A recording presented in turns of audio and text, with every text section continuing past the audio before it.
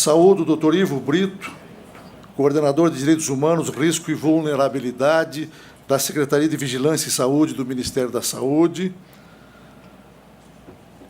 Saúdo a presença honrosa da ministra Kátia Arruda, vice-diretora da ENAMAT. Saúdo a presença não menos honrosa do ministro Lélio Bentes Correia, nosso colega do Tribunal Superior do Trabalho e perito da Organização Internacional do Trabalho. Saúdo o doutor Stanley Gassek, também da OIT, que nos honra com sua presença. Meus colegas, desembargadores e juízes do trabalho aqui presentes, meus colegas desembargadores e juízes do trabalho que nos acompanham na transmissão por videoconferência dirigida às 24 escolas judiciais de magistrados do trabalho de todo o país. Senhoras e senhores, nesta manhã radiosa da primavera do Planalto Central brasileiro, com imensa alegria e desvanecimento, declaro aberto o presente curso sobre igualdade de oportunidades e trato no emprego e na profissão, instrumentos normativos da OIT e sua aplicação no Brasil. Curso que a Escola Nacional de Formação e Aperfeiçoamento dos Magistrados do Trabalho, ENAMAT, promove em parceria com a Organização Internacional do Trabalho. A atividade insere-se no programa dos cursos de formação continuada de magistrados do trabalho desenvolvidos pela ENAMAT. Sejam as minhas primeiras palavras de reconhecimento e de agradecimento à Organização Internacional do Trabalho, na pessoa de sua ilustre diretora, aqui presente, diretora para o Brasil, doutora Laís Abramo, pela inestimável colaboração da OIT na realização deste curso. Estou certo de que a consecução do objetivo comum de fortalecimento do direito do trabalho como motor da melhoria da condição social dos cidadãos aproxima as nossas instituições e fortalece os laços na permanente batalha pela promoção do trabalho decente. Acolho calorosamente os instrutores e os participantes deste evento, saudando-os na pessoa do Dr. Ivo Brito, que também compõe a mesa e que representa neste ato o Ministério da Saúde nesta oportunidade. Quero registrar e agradecer desde já profundamente a presença dos instrutores da Organização Internacional do Trabalho, doutores Kirsten Maria Shapira, Ana Torriente, Thaís Faria e Eric Carson. A todos, desde já, transmitimos as nossas mais calorosas boas-vindas e expressamos, desde já, o nosso profundo reconhecimento e a nossa profunda gratidão pela colaboração, pelo imenso contributo que certamente prestarão à nossa instituição. Senhoras e senhores, não há magistratura independente e preparada sem constante capacitação. Como se sabe, a admissão ao exercício dessa nobre e difícil função de julgar os semelhantes no Brasil opera-se, em regra, mediante aprovação em concurso público de provas e títulos. Tal processo legitima e reconhece o preparo inicial dos candidatos ao desenvolvimento das atividades atinentes à judicatura. A partir dele, no entanto, os juízes noviços submetem-se ao curso de formação inicial, que tem sua fase nacional desenvolvida aqui mesmo na ENAMAT, com duração de 5 semanas, e sua fase regional a cargo das escolas judiciais de cada um dos 24 tribunais regionais do trabalho. A partir daí, sempre, os juízes são e serão exortados à permanente capacitação, à permanente formação continuada para cada vez mais e melhor prestarem o serviço público de distribuição de justiça à sociedade, essencial à democracia. A existência desta escola nacional, que tem assento constitucional, justifica-se na medida em que dá conta e responde à necessidade de permanente e suficiente capacitação dos quadros da magistratura do trabalho no Brasil. Neste contexto, senhoras e senhores, sobressai a extraordinária relevância deste curso sobre a questão tormentosa e atormentadora da discriminação na relação de trabalho.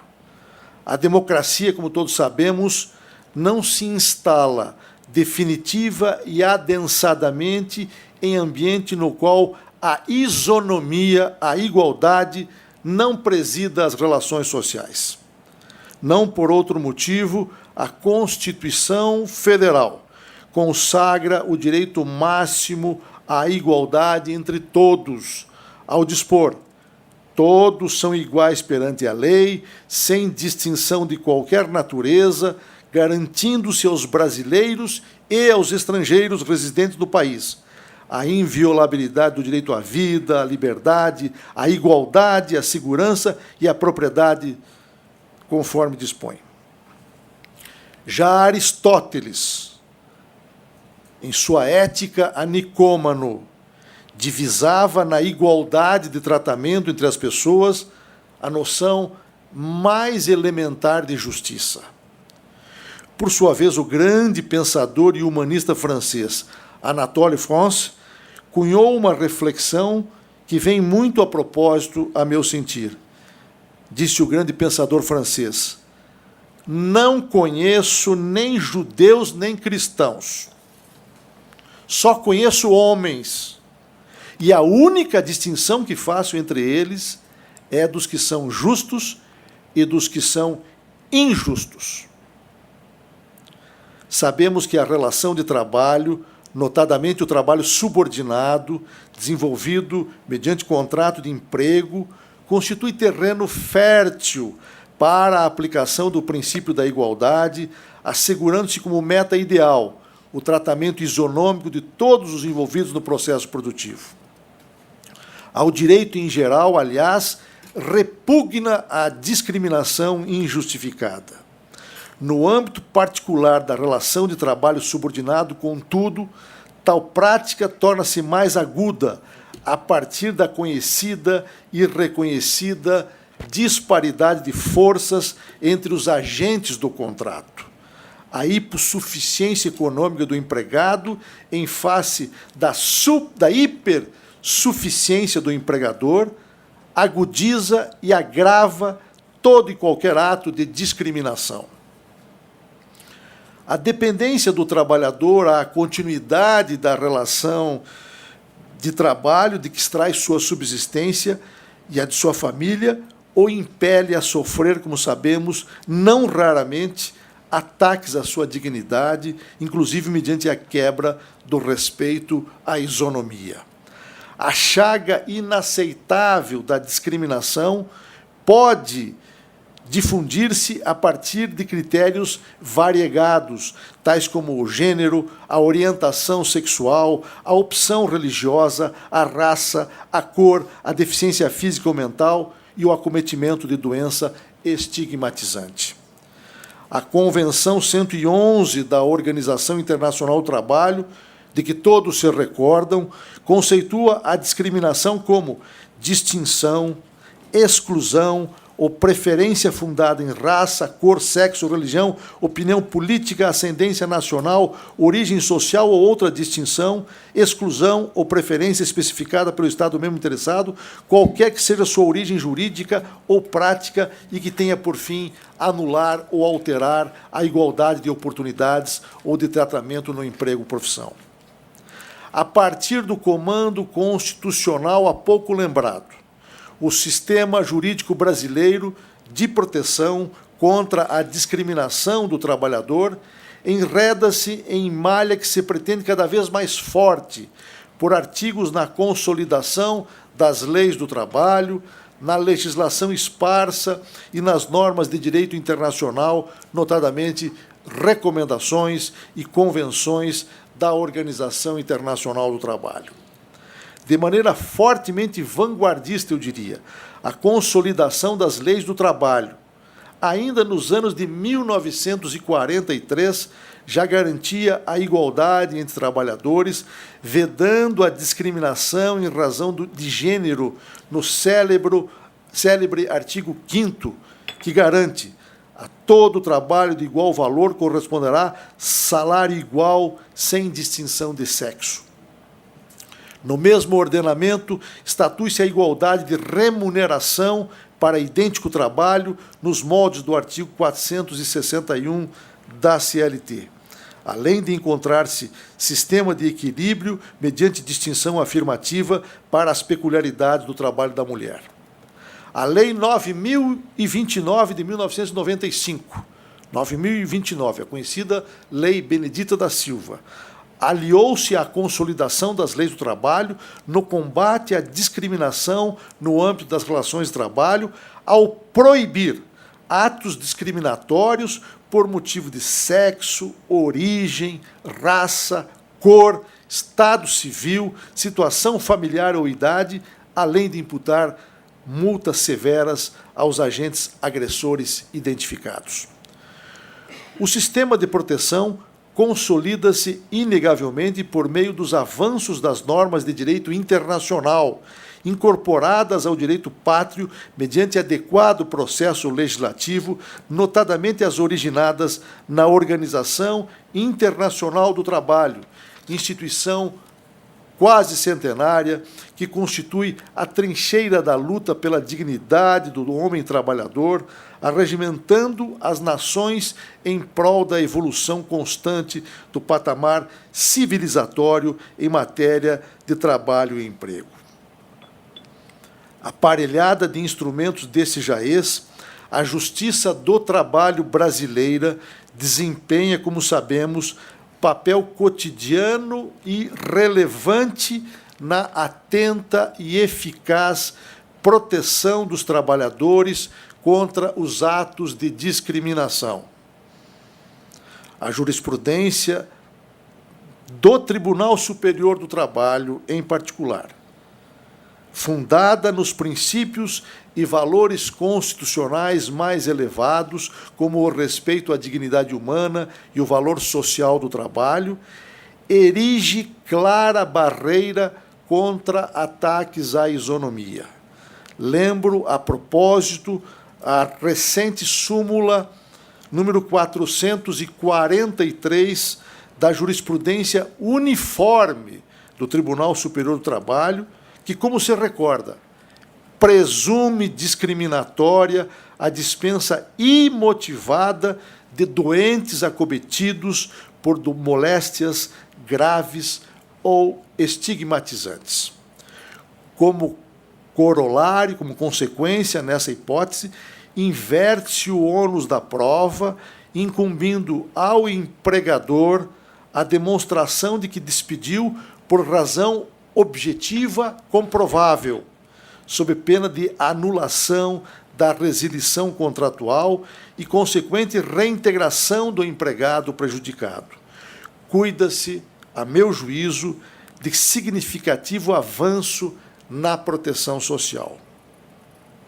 Senhoras e senhores, a luta contra a discriminação em matéria de trabalho e emprego constrói-se diuturnamente,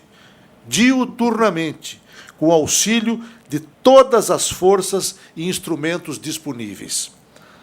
Nesta perspectiva, penso que a aproximação, o estudo e os debates que realizaremos neste curso de formação continuada, hoje e amanhã, sobre as normas internacionais do trabalho, certamente enriquecerão sobremaneira e, em termos práticos, os magistrados do trabalho do Brasil. A promessa constitucional da construção de uma sociedade mais justa, livre e solidária não se concretizará, por certo, sem a eliminação de todas as formas de discriminação. Conforme a lição imorredora do saudoso pensador brasileiro Alceu Amoroso Lima, a verdadeira evolução, no sentido de se criar uma sociedade mais justa, depende, em grande parte, da denúncia da injustiça. O presente curso, seguramente, será um grande passo na identificação da injustiça sob a forma primária de discriminação e no combate a essa odiosa chaga social. Que todos colham um excelente proveito da participação neste curso. Muito obrigado.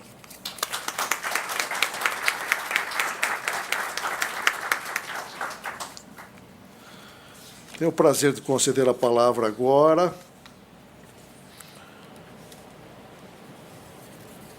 à excelentíssima diretora do escritório da OIT no Brasil, doutora Laís Abramo. E a palavra, doutora Laís. Muito obrigada. Alô? Sim? Muito obrigada. Bom dia a todos e todas. Eu gostaria de cumprimentar, saudar os meus companheiros de mesa, ministro João Horescio Dall'Azen, diretor da ENAMAT, nosso anfitrião, ministra Kátia Magalhães Arruda, vice-diretora da ENAMAT, doutor Ivo Brito, representante do Ministério da Saúde, ministro Hélio Bentes, do Tribunal Superior do Trabalho e perito da OIT, e todos os senhores e senhoras aqui presentes. Eu gostaria, em primeiro lugar, de agradecer muito, muito sinceramente, muito enfaticamente à ENAMAT pela essa oportunidade de estarmos aqui hoje concretizando essa parceria na celebração desse curso. O diretor, o ministro Dall'Azen, reiterou, explicou a importância da formação continuada dos juízes e magistrados do trabalho para o exercício da sua missão tão importante na sociedade brasileira. Então, a oportunidade de estarmos aqui participando ativamente da organização dessa atividade para a OIT é realmente muito importante, muito relevante.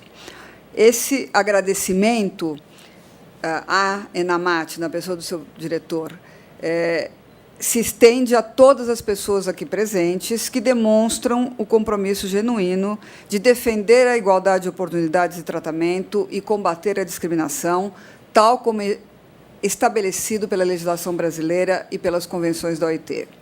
Sem dúvida, o judiciário no Brasil tem contribuído significativamente para o avanço do país rumo à garantia plena dos direitos humanos.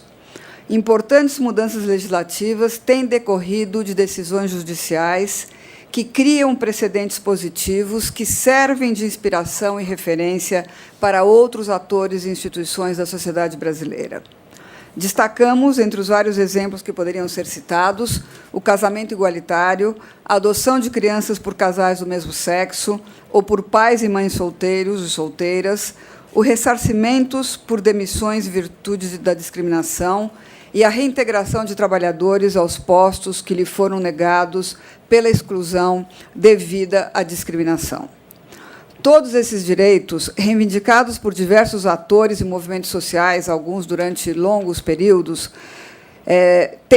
foram levados adiante pelo Judiciário, que tem dado, assim, uma contribuição muito importante para torná-los realidade e elevar o patamar de proteção dos direitos trabalhistas e humanos no país.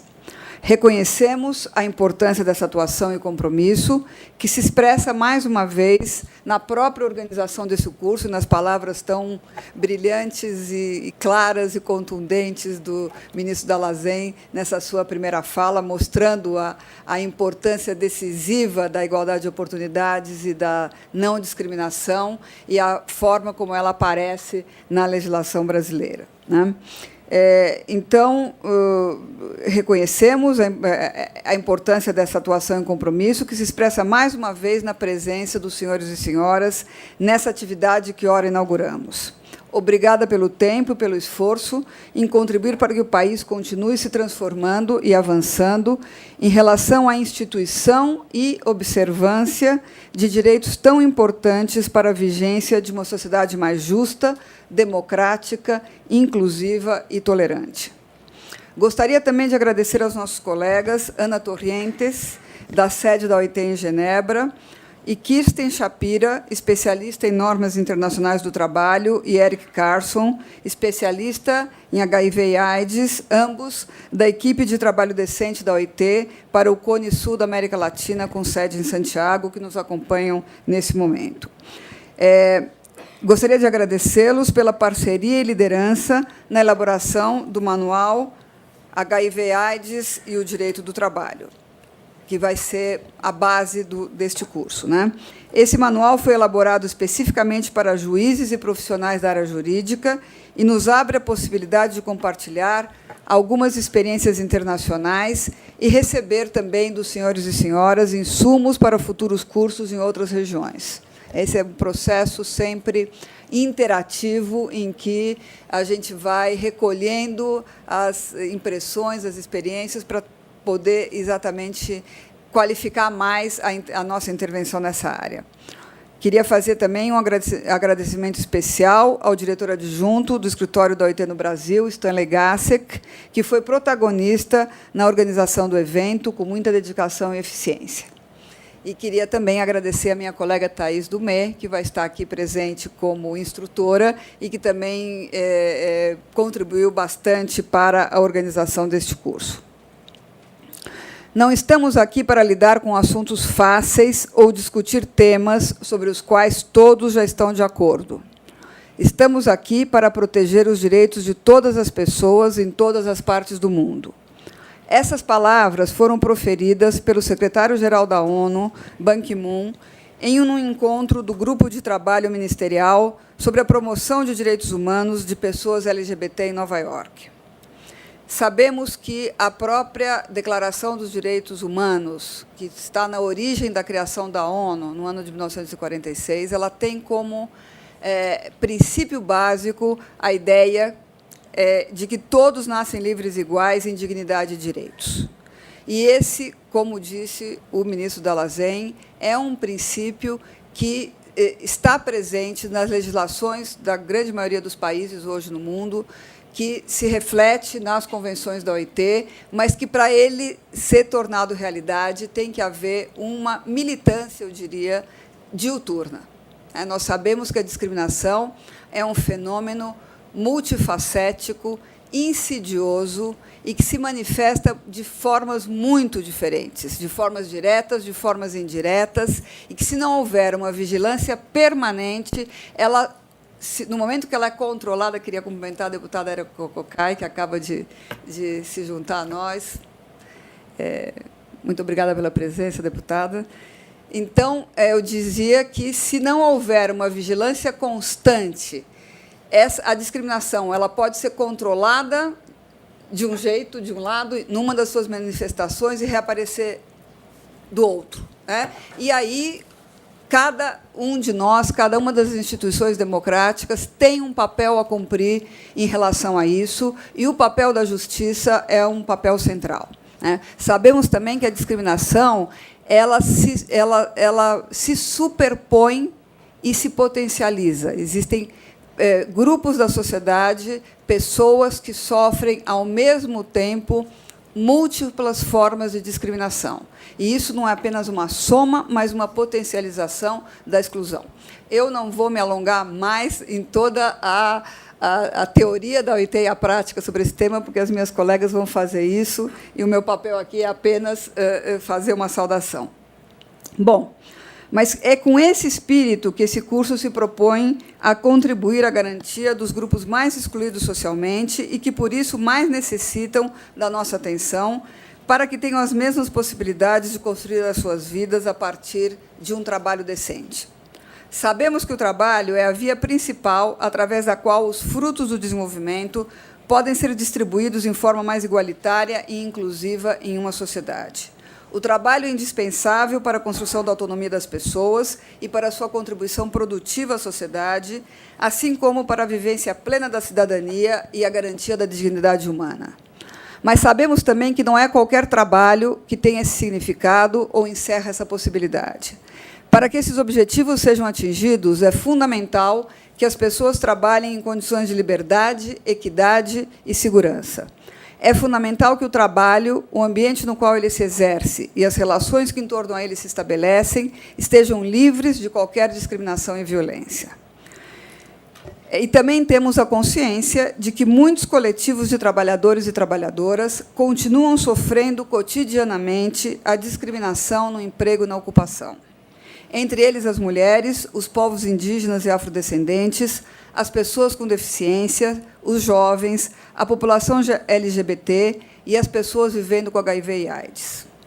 Com efeito, a homo-lesbo-transfobia e a exclusão de pessoas vivendo com HIV e AIDS é uma realidade que limita direitos, liberdade, viola a dignidade, ataca a integridade física e provoca mortes em todo o mundo. Não enfrentar a questão e não falar claramente sobre ela, no limite, é aceitar que ela continue a fazer vítimas diárias. A violência sofrida pela população LGBT torna ainda mais vulnerável ao contágio do vírus HIV, aumentando o estigma que já sofre e impedindo-a de organizar suas vidas de forma digna e em condições de igualdade. Esse curso pretende justamente colocar todos esses temas em questão para que esses temas possam ser tratados como devem ser, como temas de fundamental importância. Por fim, gostaria, uma vez mais, de parabenizar a todas as pessoas envolvidas neste evento e manifestar também, uma vez mais, o compromisso da OIT com a promoção do trabalho decente para todas as pessoas e desejar que esses 2 dias de trabalho sejam uma inspiração para que o judiciário no Brasil, já tão comprometido com os direitos humanos, possa seguir dando mais exemplos para o resto do mundo e, claro, possa proteger com cada vez mais afinco as pessoas excluídas e discriminadas socialmente. Muito obrigada.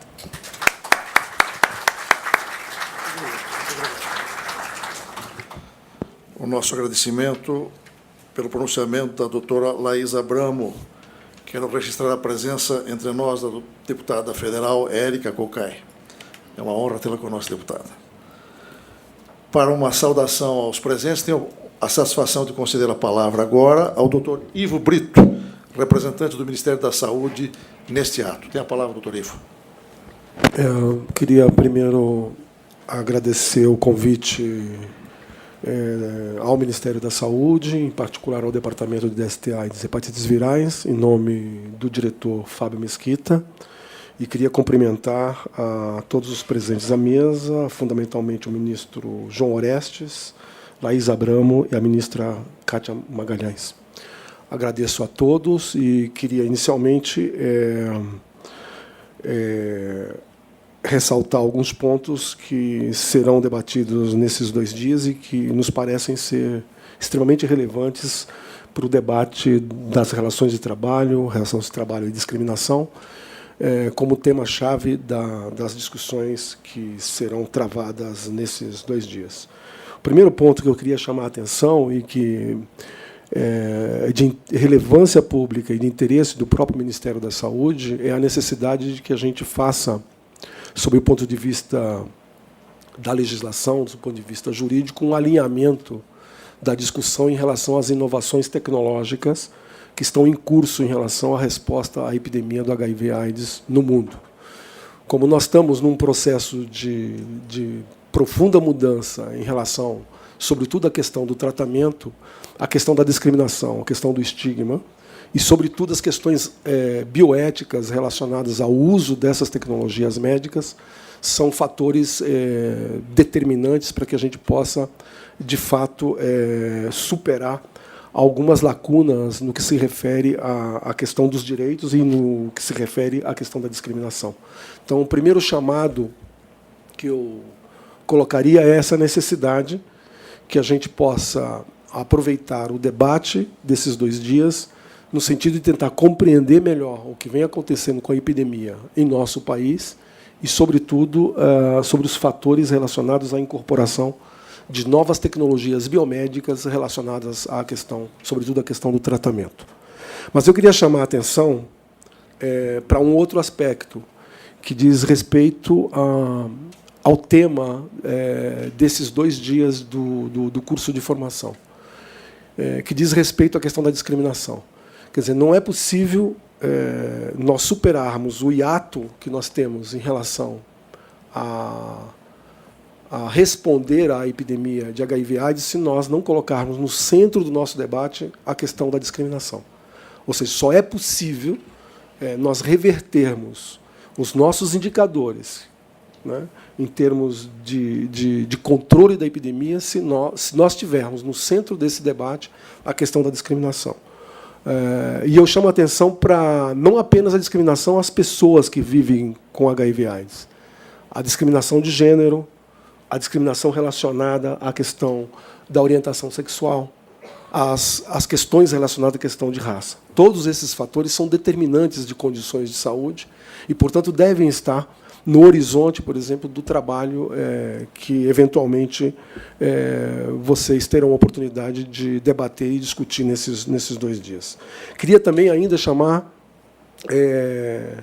a atenção para alguns avanços. Acho que um dos avanços que nós tivemos recentemente, quer dizer, na verdade, 2 avanços significativos recentemente na gestão atual, do governo atual, que diz respeito à questão da criminalização das pessoas que vivem com a criminalização das pessoas que fazem discriminação a pessoas que vivem com HIV/AIDS, né, recentemente aprovado, e também os avanços no campo da previdência social, que, de algum modo, corrigiu situação de assimetria existente entre os protocolos clínicos, o avanço dos protocolos clínicos relacionados ao tratamento das pessoas vivendo com HIV/AIDS em relação à perícia, às medidas das perícias médicas no âmbito da previdência social.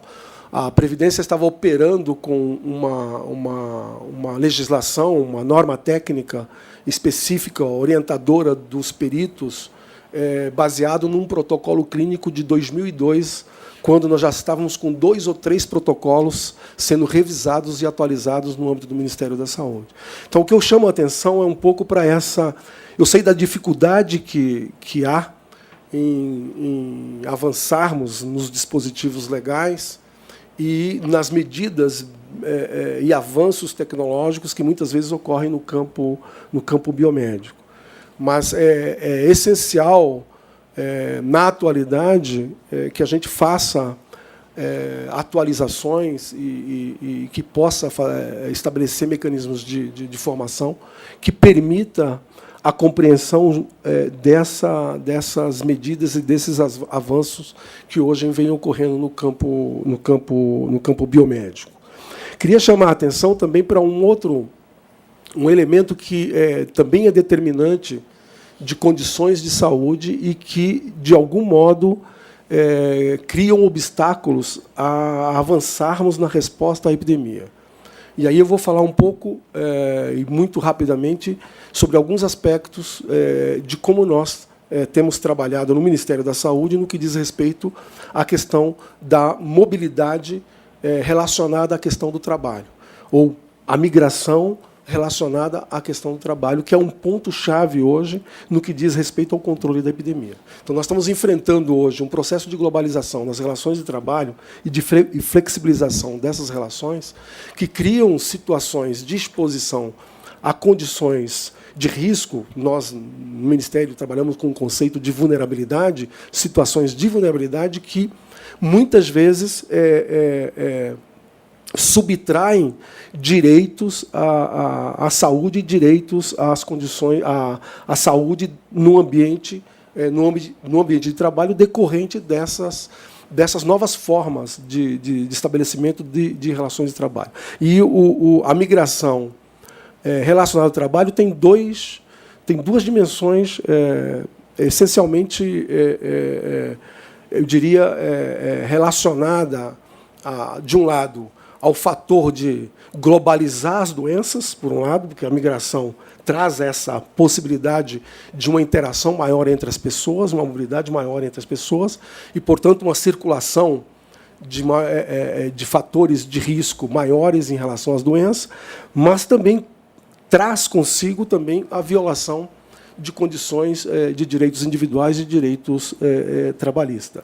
Eu cito aqui o exemplo, por exemplo, da migração para São Paulo de bolivianos. Eu cito aqui a migração relacionada aos haitianos que se encontram na região de fronteira. Quer dizer, nós temos várias situações que hoje são temas centrais um pouco dessa condição que a OIT chama a atenção no que diz respeito à questão da discriminação.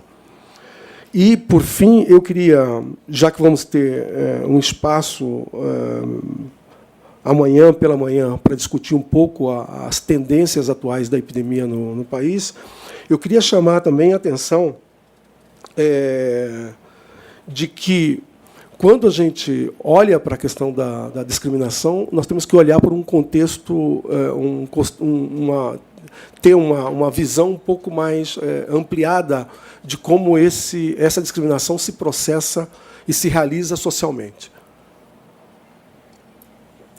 E, nesse sentido, os mesmos legisladores que, muitas vezes, no âmbito do legislativo, né, avançam em algumas propostas, também recuam em outras. Só para vocês terem uma ideia, há no Congresso 3 ou 4 propostas de criminalização da transmissão sexual do HIV em curso a ser discutida no Congresso.